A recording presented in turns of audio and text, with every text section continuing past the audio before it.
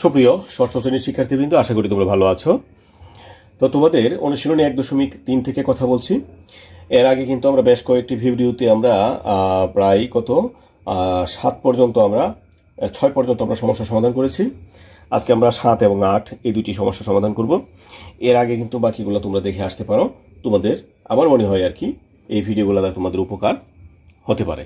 আচ্ছা, যাই হোক, তো এখন 7 নম্বর যে প্রবলেমটা আছে সেটি বলছে কি, কোনো ক্ষুদ্রতম সংখ্যাকে 8, 12, 18 এবং 24 দ্বারা ভাগ করলে প্রতি ক্ষেত্রেই ভাগশেষ 5 থাকবে। আচ্ছা, তাহলে প্রতি ক্ষেত্রে কত থাকবে?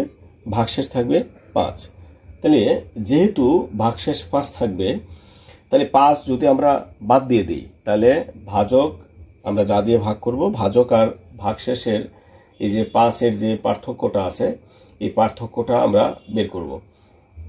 এই পার্থক্যটা বের করার পর মানে কতটুকু ব্যবধান আছে, কোন সংখ্যাকে ভাগ যাবে, তারপর যদি আমরা এখানে একটা বিষয় হচ্ছে, আমরা আগের যে সমস্যার সমাধান করেছিলাম সেখানে কিন্তু আমরা বলেছিলাম যদি বৃহত্তম সংখ্যা থাকে তাহলে এটা হবে আমাদের গসাগু, আর যদি ক্ষুদ্রতম থাকে বা ছোট থাকে, সবচেয়ে ছোট, সব মানে একবারে স্বল্প এরকম যখন থাকবে তখন এটা হবে ক্ষুদ্রতম। এগুলো যদি থাকে এটা করতে হবে লসাগু। তো এখানে আমাদের কি থাকে, মানে এখানে কোনো ক্ষুদ্রতম সংখ্যাকে 8, 12, 18 এবং 24 দ্বারা ভাগ করলে প্রত্যেকবার ভাগশেষে 5 থাকে। তো যেহেতু ভাগশেষে 5 থাকে, আমরা যদি এই সমস্যাটা আমরা এবার সমাধান করি, 7 নম্বর আমরা লিখব যেহেতু ভাগশেষে 5 থাকে তাই সংখ্যাগুলো হবে। আমরা ভাগশেষ যেটা আছে সেটা বাদ দিয়ে দিব। তো প্রথমে কত আছে? প্রথম আছে হচ্ছে 8। বিষয়টা একটু খেয়াল করো। প্রথমটা হচ্ছে কত? প্রথমটা হচ্ছে 8। তো ভাগশেষ যেহেতু 5 থাকে, তাহলে আমাদেরকে যেটা করতে হবে সেটা হচ্ছে এই যে সংখ্যা লসাগু হবে, এই লসাগু এর সাথে যদি আমরা 5 যোগ করি তাহলে আমরা ক্ষুদ্রতম সংখ্যাটি পাবো। তাহলে আমরা কি লিখব?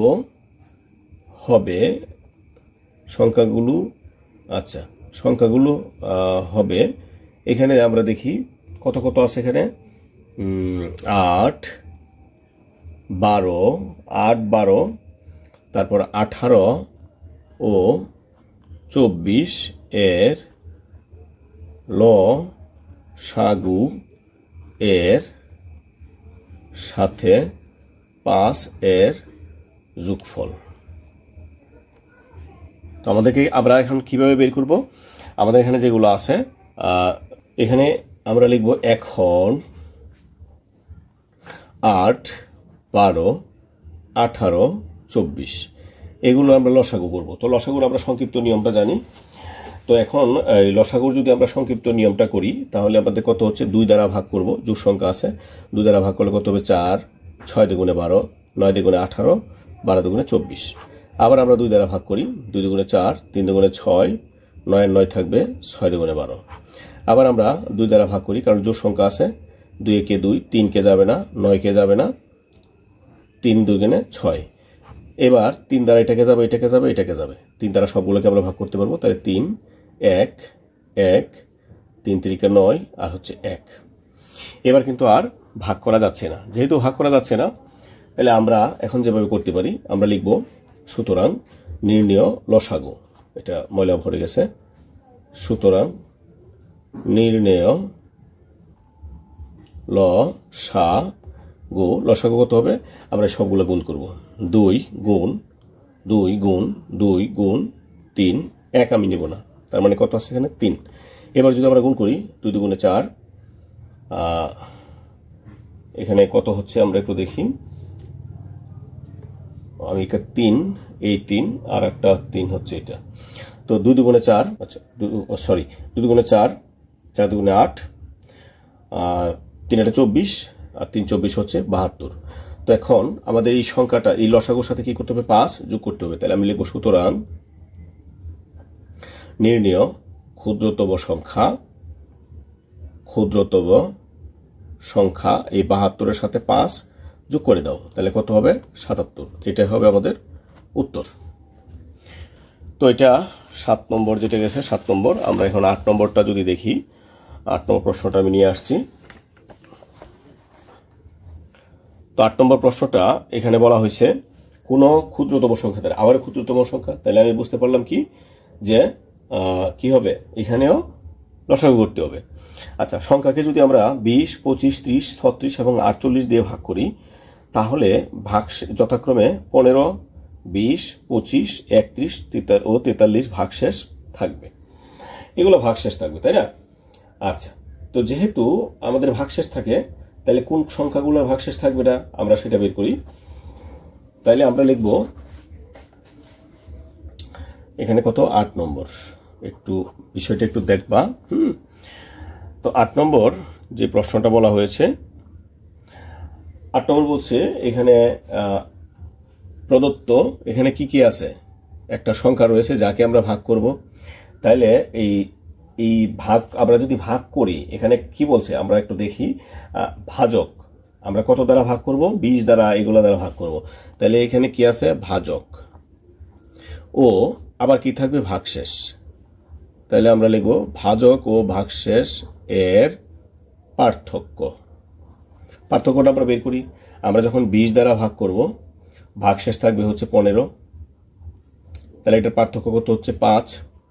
আবার যখন আমরা 25 দ্বারা ভাগ করব, ভাগশেষ থাকবে 20, তাহলে এখানে কত হচ্ছে 5।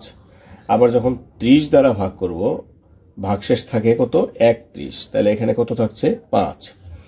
আবার যখন আমরা 36 দ্বারা ভাগ করি, তারপর ভাগশেষ থাকবে হচ্ছে 31, তার মানে এখানে হচ্ছে 5। আবার 48 দ্বারা যখন ভাগ করব, তখন থাকছে 43, তার মানে এখানেও থাকছে 5। তাহলে এই ক্ষেত্রে প্রত্যেক ক্ষেত্রে কিন্তু 5 অবশিষ্ট থাকছে। তাহলে আমরা কি লিখব, প্রতি ক্ষেত্রে 5 অবশিষ্ট থাকছে,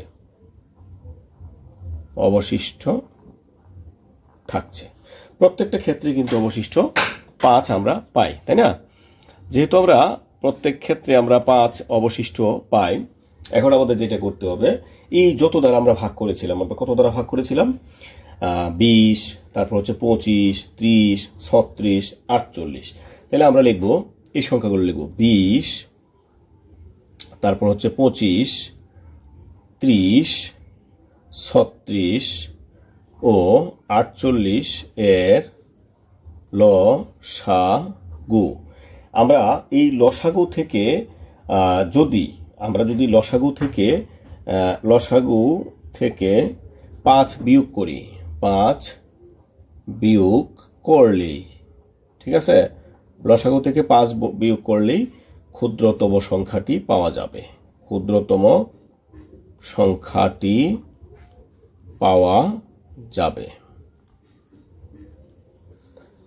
তাহলে আমরা মোটামুটি লিখলাম।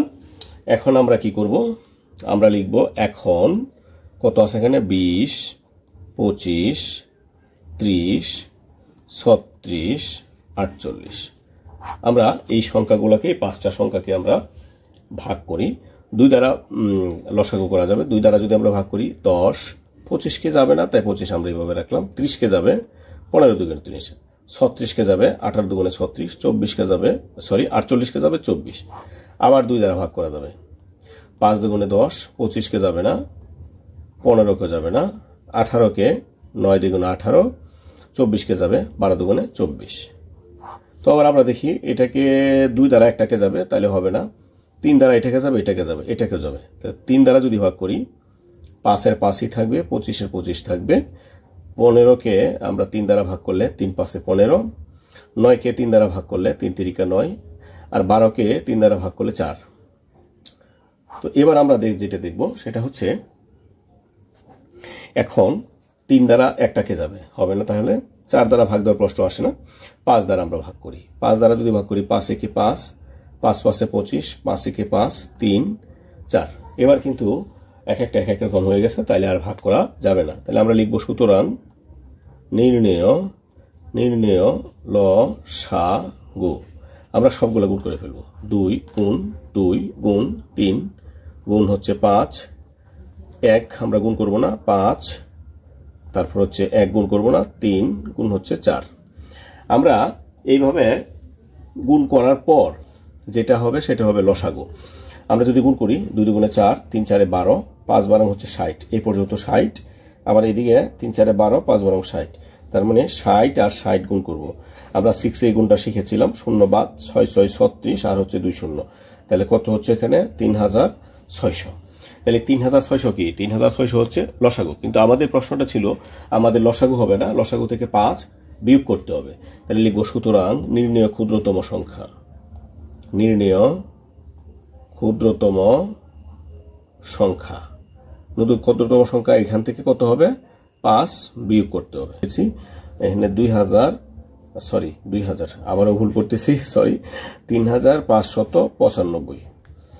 তো সুপ্রিয় শিক্ষার্থী, ভিডিওটা শেষ দিকে একটু ঘাপলা হয়েছে, তো এটা কেমন লাগছে অবশ্যই তোমরা একটু জানাবা, আর কেমন প্র্যাকটিস করতেছো সেটা জানাবা।